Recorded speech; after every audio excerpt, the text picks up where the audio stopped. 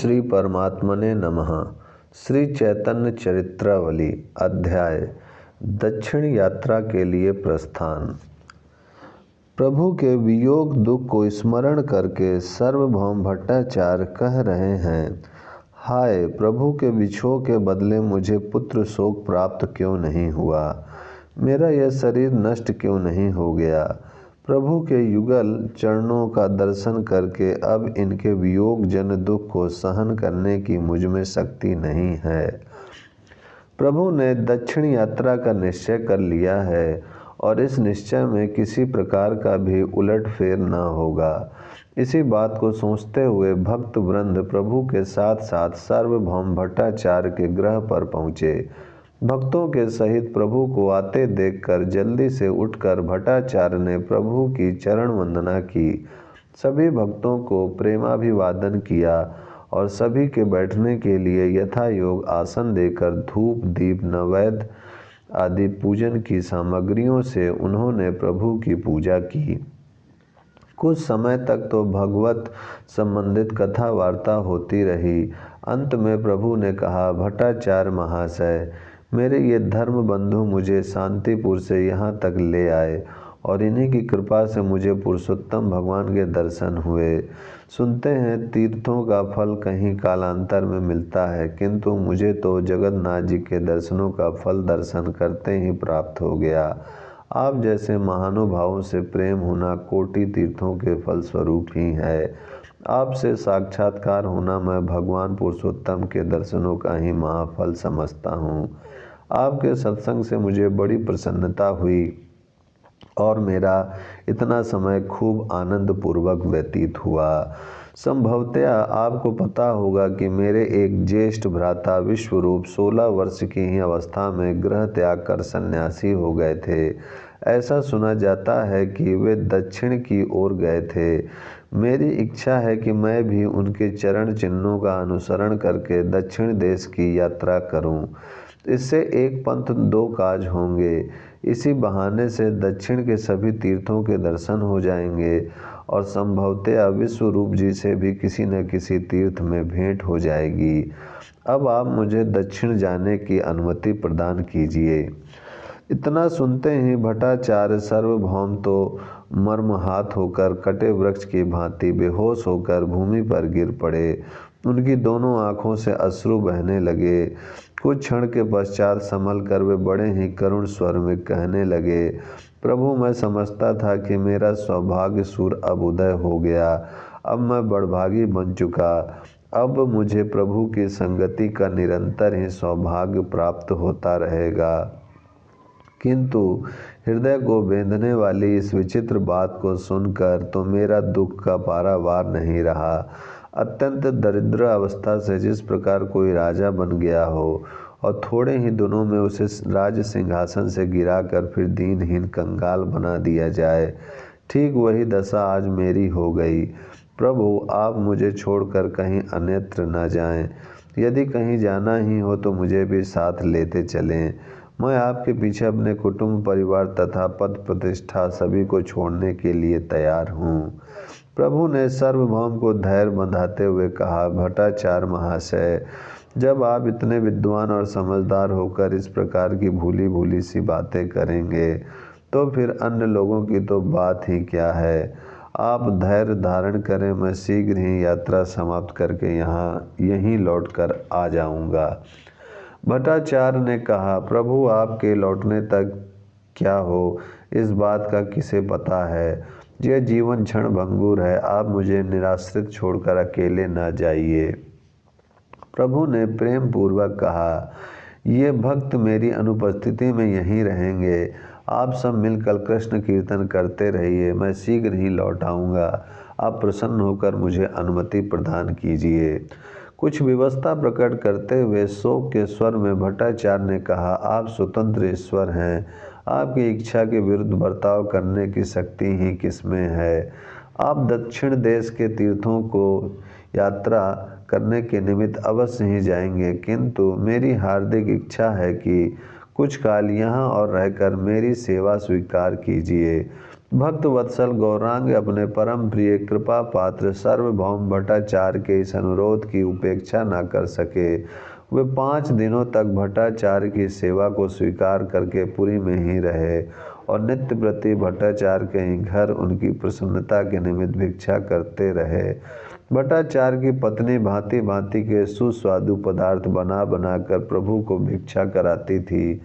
इस प्रकार 5 दिनों तक भट्टाचार्य के घर भिक्षा करके और उनके चित्त को संतुष्ट बनाकर प्रभु ने दक्षिण यात्रा की तैयारियां की। प्रातःकाल प्रभु भक्तों के सहित उठकर नित्य कर्म से निवृत्त हुए। उसी समय अपने 2-4 प्रधान शिष्यों के सहित सार्वभौम भट्टाचार्य प्रभु के स्थान पर आ पहुँचे। प्रभु उन अपने सभी भक्तों के सहित श्री जगन्नाथ जी के दर्शनों के लिए गए। मंदिर में जाकर प्रभु ने श्रद्धा भक्ति के सहित भगवान के चरणों में साष्टांग प्रणाम किया और उनसे दक्षिण यात्रा की अनुमति मांगी। उसी समय पुजारी ने भगवान की प्रसाद माला और प्रसाद अन्न लाकर प्रभु को दिया। प्रभु ने इसे ही भगवत आज्ञा समझकर प्रसाद को सिरोधार्य किया और मंदिर की प्रदक्षिणा करते हुए प्रभु सभी भक्तों के सहित समुद्र तट पर पहुँचे। प्रभु भट्टाचार्य से बार बार लौट जाने का आग्रह कर रहे थे, किंतु भट्टाचार्य लौटते ही नहीं थे। तब तो प्रभु अत्यंत ही दुखित होकर वहाँ बैठ गए और सार्वभौम को भांति भांति से समझाने लगे। सार्वभौम चुपचाप बैठे प्रभु की बातें सुन रहे थे। रोते रोते भट्टाचार्य ने कहा, प्रभु आप दक्षिण की ओर तो जा रहे हैं, रास्ते में गोदावरी के तट पर विद्यानगर नाम की एक बड़ी राजधानी पड़ेगी। वह राज्य उत्कल राज्य के ही अंतर्गत है। वहाँ का राज्य शासन यहीं के राजा रामानंद राय करते हैं। वे वैसे जाति के तो कायस्थ हैं, किंतु हैं बड़े भागवत भक्त। उनकी वैष्णवता संलग्नीय ही नहीं, साधारण लोगों के लिए अनुकरणीय भी है। उन्हें आप अपने दर्शन देकर अवश्य कृतार्थ करते जाएं। सांसारिक विषय पुरुष समझकर उनकी उपेक्षा न करें। प्रभु ने गदगद कंठ से स्नेह के स्वर में कहा, भट्टाचार्य महोदय, भला जिनके लिए आपके हृदय में इतना स्थान है, वे महाभाग चाहे चांडाल ही क्यों न हो, मेरे वंदनीय हैं। आपकी जिनके ऊपर इतनी कृपा है, वे अवश्य ही कोई परम भागवत भगवत भक्त वैष्णव होंगे। मैं उनके दर्शन करके अपने को अवश्य ही कृतार्थ करूँगा। अब आप अपने को घर को लौट जाएं। लौटने का नाम सुनते ही फिर भट्टाचार्य विकल हो गए।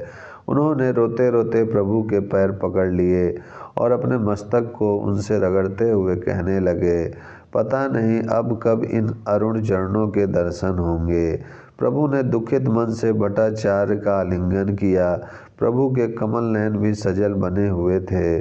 भट्टाचार्य प्रभु का प्रेमालिंगन पाते ही मूर्छित हो गए। प्रभु उन्हें ऐसी ही अवस्था में छोड़कर जल्दी से आगे चले गए और भट्टाचार्य दुखित मन से सर्वस्व गंवाए हुए व्यापारी की भांति अपने घर लौट आए। इधर प्रभु जल्दी जल्दी समुद्र के किनारे किनारे आगे की ओर बढ़ रहे थे। वे भक्तों से बार बार लौटने का आग्रह कर रहे थे, किंतु भक्त लौटते ही नहीं थे। इसी प्रकार अब लौटेंगे कहते हुए नित्यानंद प्रभृति भक्तों के सहित प्रभु अलानाथ पहुँचे। अलानाथ पहुँचने पर बहुत से लोग प्रभु के दर्शनों के लिए वहां आकर एकत्रित हो गए। इतने में ही गोपीनाथाचार्य प्रभु के लिए 4 कौपिन, एक कासाय रंग का बहिवार्स ओढ़ने का वस्त्र और भगवान का महाप्रसाद लेकर अलानाथ में आ पहुँचे। नित्यानंद जी प्रभु को लोगों से दूर हटाकर समुद्र किनारे ले गए और वहां से स्नान कराकर मंदिर में ले आए।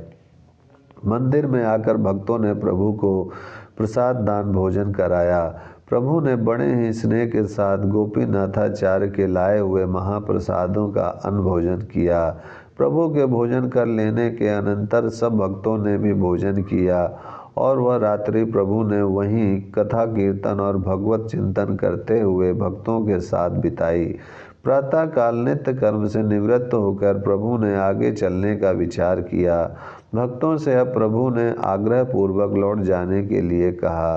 प्रभु के वियोग का स्मरण करके सभी का हृदय फटने लगा।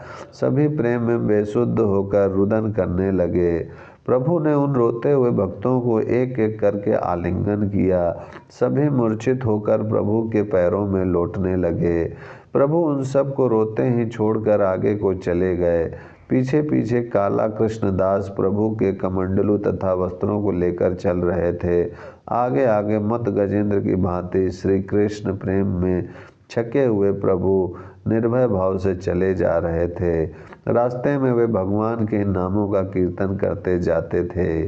कृष्णा कृष्णा कृष्णा कृष्णा कृष्णा है, कृष्णा कृष्णा कृष्णा कृष्णा कृष्णा है, कृष्णा कृष्णा कृष्णा कृष्णा कृष्णा है। राम राघव राम राघव राम राघव रक्ष माम। कृष्णा केशव कृष्णा केशव कृष्णा केशव पाहि माम। ओम शांति शांति शांति।